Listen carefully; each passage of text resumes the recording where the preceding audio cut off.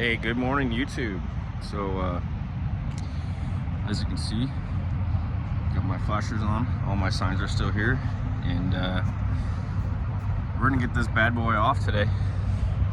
I'm about 10 minutes from my first drop, and then we'll be hammering down at 65 miles an hour all the way to Winnemucca. So let's ride.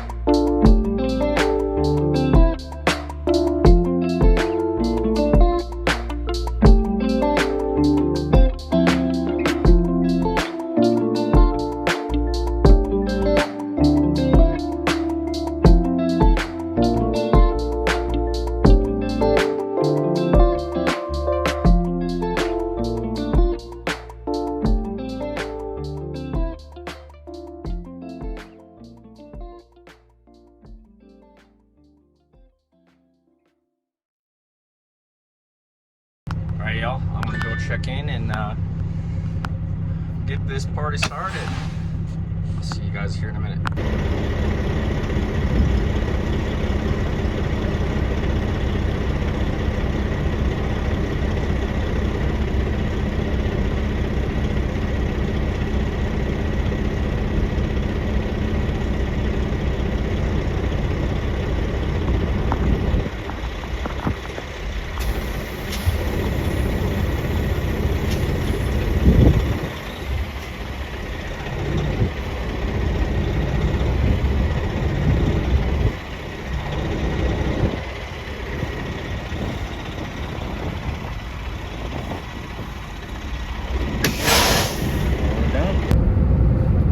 Alright guys, so we got that one unloaded. We still have this other one going to Winnemucca, Nevada. I'm back on the 80 west, just outside of Salt Lake City. When you guys pull oversized, make sure you follow your permits. Read your permits, like I said in my last video. It bugged me because I wanted to go north on 84 and cross over to 30 and then down. I think it gets back on the 80 by Oasis in Nevada. It would have taken an hour off my time, less miles, but I couldn't do that because Nevada started my permit at the Utah-Nevada line, which means I had to come this way. So if I would have went that way, they would have gotten me from starting at the wrong point, and yeah, so I ended up going back down to 84 to the 215 south, back to the 80, adding another probably 90 miles to my day and another hour and some change. So when you are pulling oversized, make sure you read your permits for the state that you're in. Well, any state, but especially the ending point and the starting point of the state that you are about to get into. That will all come into play. So it's about 57 degrees here. You can see the snow-capped mountains. I love it up here. I just hate driving up here, if that makes sense. But it is what it is. If you guys could like, comment, subscribe, and share this video and this channel, I would greatly appreciate it. I appreciate all of you guys. I'm trying to hit at least 1,000 subscribers by April. I know Lone Star Texas Ranger is trying to help me out as well. If you guys have any suggestions on how you guys want me to do things, let me know. I can't help this channel grow and help my videos if I don't know. So I want to hear feedback from you guys. Comment below.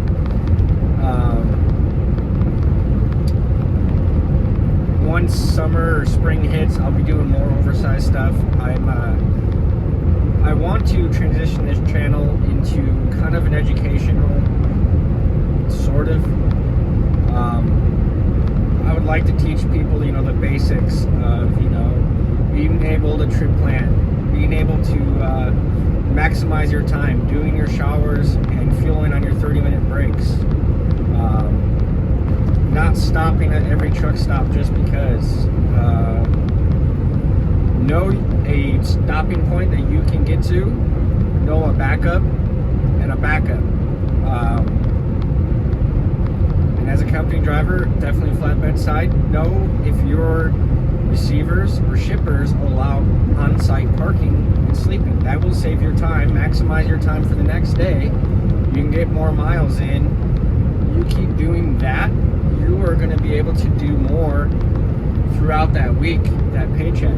So I try to do that. There's some guys that literally will just stay in truck stop after truck stop, but then have to drive 2-3 hours the next morning to get to their drop. I don't like doing that. Now on a 34, I make sure I stay at Love's because I get free refills, free showers. That's the one time that if I have to cut short, I will.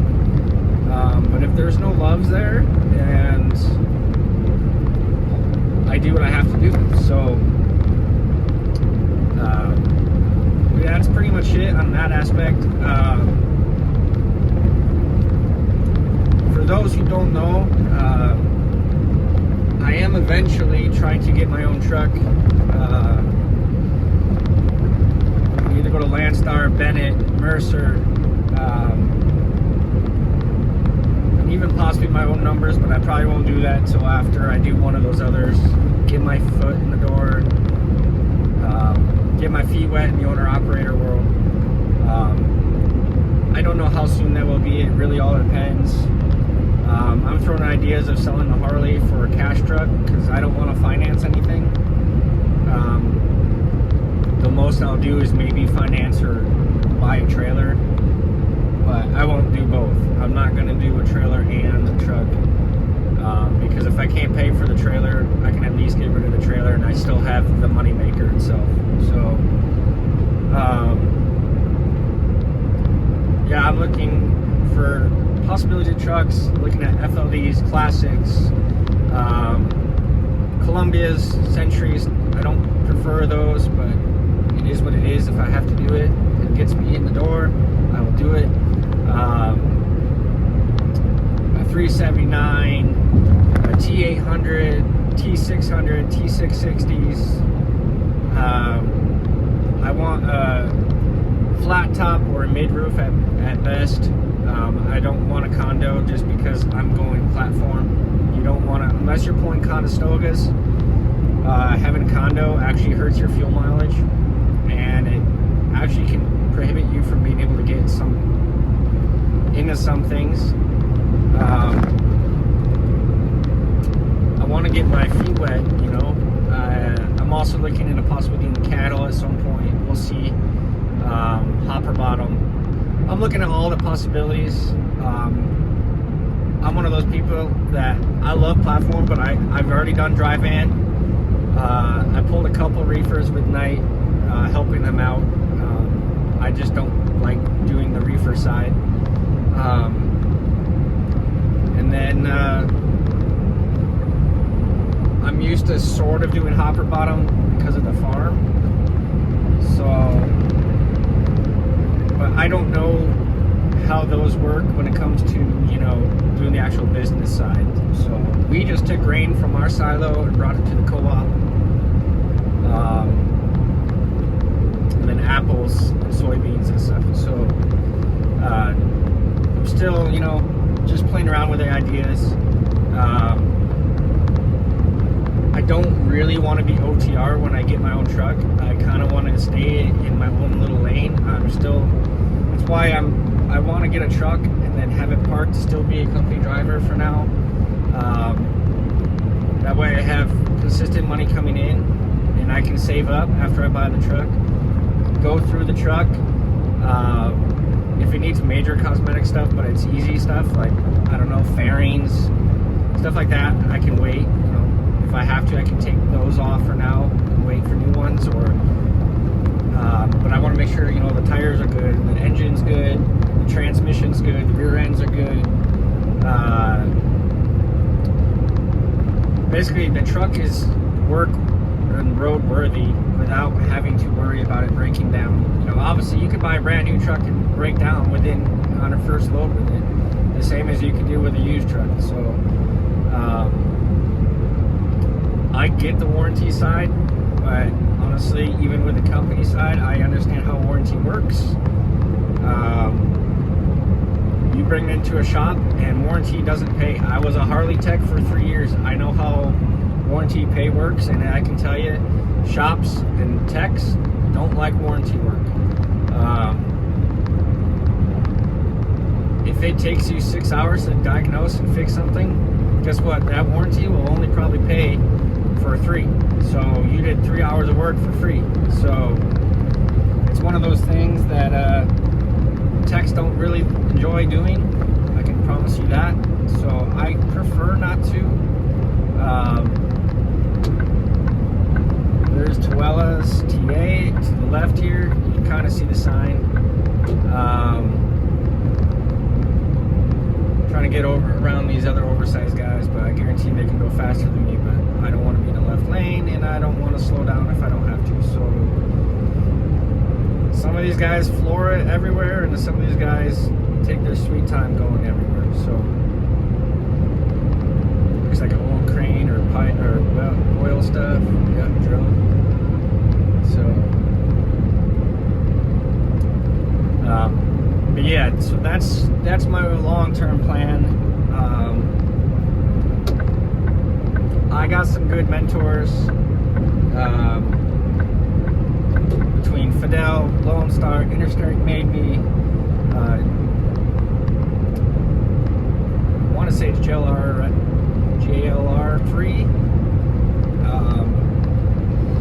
And I listened to Let's Truck with Kevin Rutherford and all those guys. So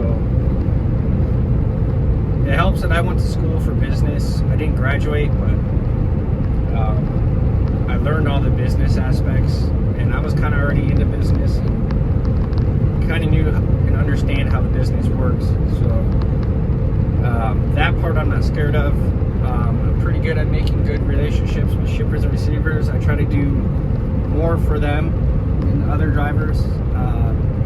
I actually get asked by some of our shippers and receivers if I'm going to get my own truck, so that way they can use me as well.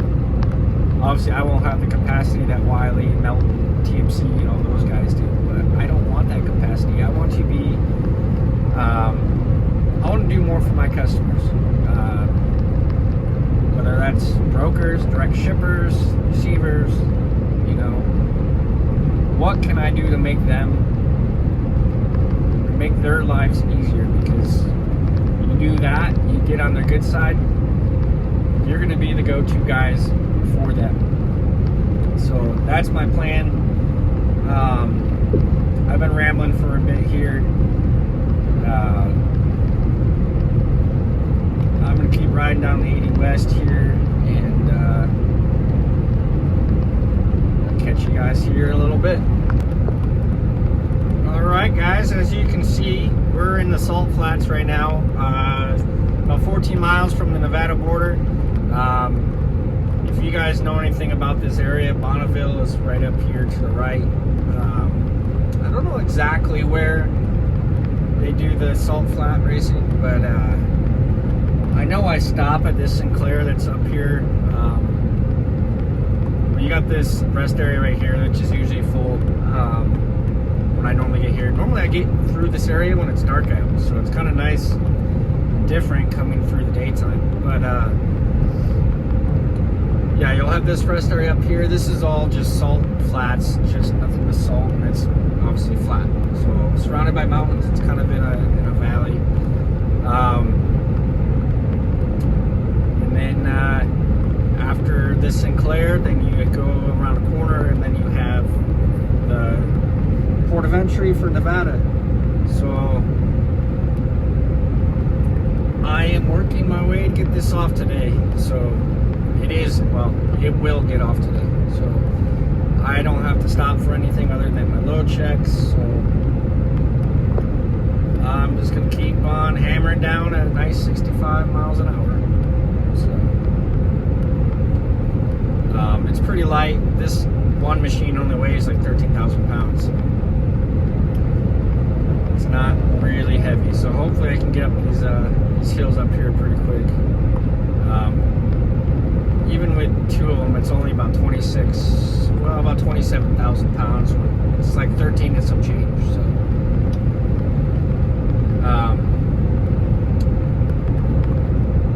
there is some water right here though, so I don't know how any of this area works. So I just know I always come through here. It's either completely dry or there's water over the top of the salt, and you see a bunch of tire tracks go through it. So I don't know if you could drive through that and sink or what, but I mean, I'm not going to chance it. But yeah, it's kind of cool driving through here. The wind's not too bad. Normally I come through here and the wind's pretty bad, so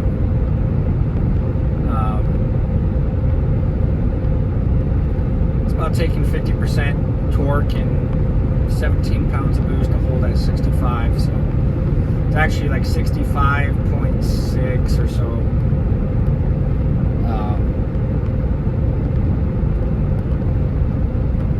Other than that, I mean, it's a beautiful day. It's 55 degrees, sunshine. There's none of the the S word other than on top of the mountains. So hopefully Battle Mountain isn't terrible.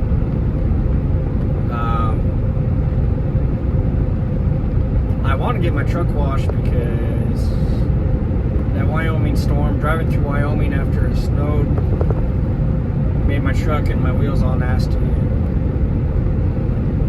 There's people out there in the water. I also want to have a clean truck for when I go home, so I don't know. We'll see what I can do. Unless I can get the company to give me another wash, but I doubt it. I'm pretty strict on getting 2 a month. So I'll have to check the weather on the load. I told them to give me something going back east, so I need to make up miles. His paycheck is not going to be great. Basically 3 34-hour resets, so yeah, this check will not be good. Well, 2 will be on this check for sure, but yeah, 9 miles from Wendover and 415 miles to Reno. I'm not going that far, so I am not going into California, because every time I do, I lose miles, I lose money, and I'm not doing it. So knowing my luck though, they'll try to send me up there, and then I'm going to have to fight with them and be like, absolutely not. So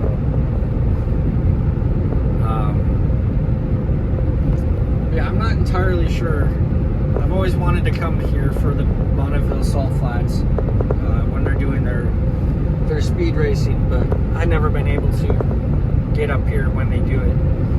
So it looks like it'd be a lot of fun.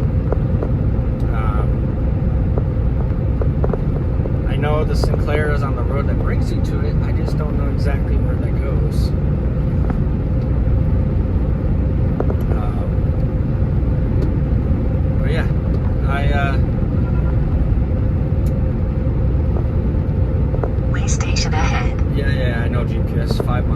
I got it. So I usually stop here because it's about the max I can push it normally when I come this way. But with me starting up there in Brigham City, obviously I can make it farther.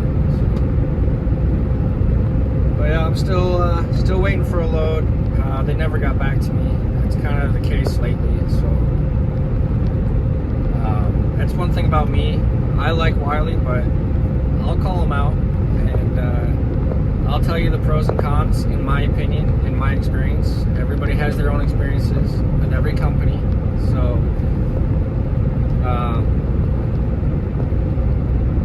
I don't have some of the issues other drivers do, and I have some issues that other drivers don't have. So it's kind of one of those cliche sayings, you know, everything is what you make of it. I kind of just want to, you know, stay positive, and I don't like looking at life as a, you know, a cup half full. I like, or half empty. I like looking at, you know, the bright side of life and staying positive because, like I said in the past video, you'll probably hear me say this a lot because it holds true in my life, and I believe in it. When you think negatively and you spew negativity, it's exactly what you bring. If you know, stay positive and spread positivity, that's what you get in return. So I'm not saying I don't get frustrated or get angry, because I promise you I do. You know, veteran truck driver, originally from New York. All three of those things, you know, add up. So you guys haven't really heard my road rage. Somehow when I start filming, there's really not too much going on. So, but yeah, so here on exit 4 is the Bonneville Speedway. I don't know where that is. I'll have to look it up, because you obviously can't run high-speed races where there's water. So I don't know if it's back there. It must be back there. I can see a car going on the bottom side of the mountain. So, but all right, guys, I just wanted to show you Bonneville, give you a quick update. I'm going to go through this weigh station because I'm oversized. I'm sure I'm going to have to go in and show them paperwork and my permits. So I'll catch you guys here in a few.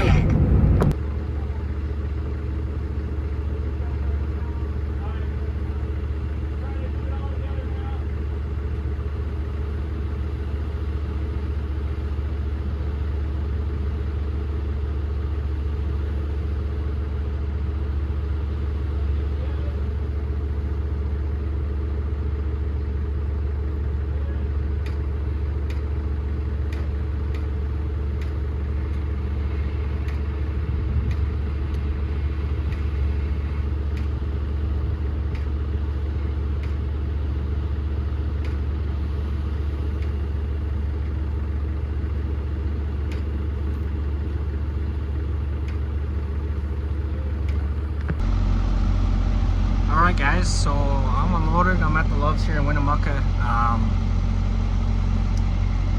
I was talking to the part of, I think the son of Gail Stone Transportation. Here she's W9. It's on bags. And then I'll try to get 389. They're out of Idaho Falls. They're pretty cool and really nice equipment. So, but I got my load going to out of Golconda, getting more plastic pipe tomorrow, and then heading to Colorado and then Nebraska again, and then I'll be getting the load going home. So, but as for now, that will do for this video, and don't forget to comment, like, subscribe, and share.